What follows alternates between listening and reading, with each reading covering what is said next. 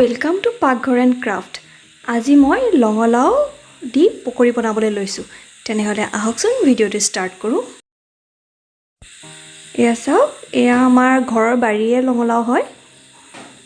মই এই ধৰণে সৰু সৰুকৈ পিচ কৰি কাটি লৈছোঁ। এয়া চাওক, বেছি শকত নকৰিব, পাতলাকৈ কাটি ল'ব। আৰু এটা বাউলত মই এয়া বেচন লৈছোঁ। বেচনটো আপোনালোকে নিজৰ জোখমতে ল'ব আৰু আন্দাজমতে নিমখ দি ল'ব আৰু হালধি বেছি দিব নালাগে, অকণমান দিব। এতিয়া মই আধা চামুচমান জিৰা পাউডাৰ দিছোঁ, আধা চামুচমান চাট মছলা দিছোঁ। এতিয়া এইখিনিত অলপ অলপকৈ পানী মিক্স কৰি এটা পেষ্ট বনাই লওঁ।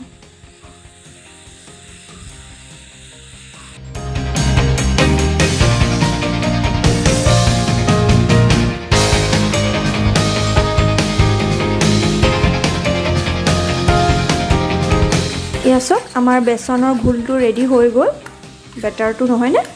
এয়া এতিয়া নেক্সট আমি এই লঙলাও যে কাটি থৈছিলোঁ সেয়া এই বেচনত দি দিছোঁ। ভালকৈ কোট কৰি ল'ব। এতিয়া এয়া মই এটা কেৰাহীত ৰিফাইন অইল ল'ব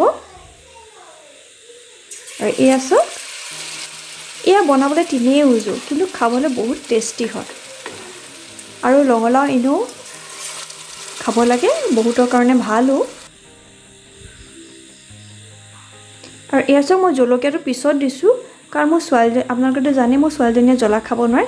সেইকাৰণে তাইৰ কাৰণে মই কেইপিচমান আগতে বনাই থৈ ল'লোঁ আৰু আমাৰ কাৰণে মই এয়া অলপমান জলকীয়া দি ল'লোঁ।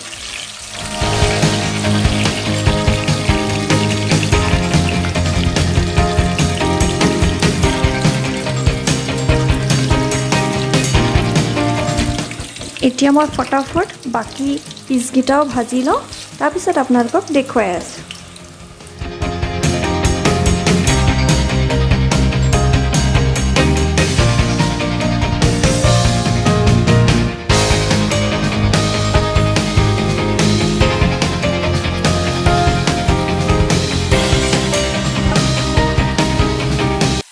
এয়া চাওক, দেখিয়ে খাওঁ খাওঁ লাগিছে নহয়নে?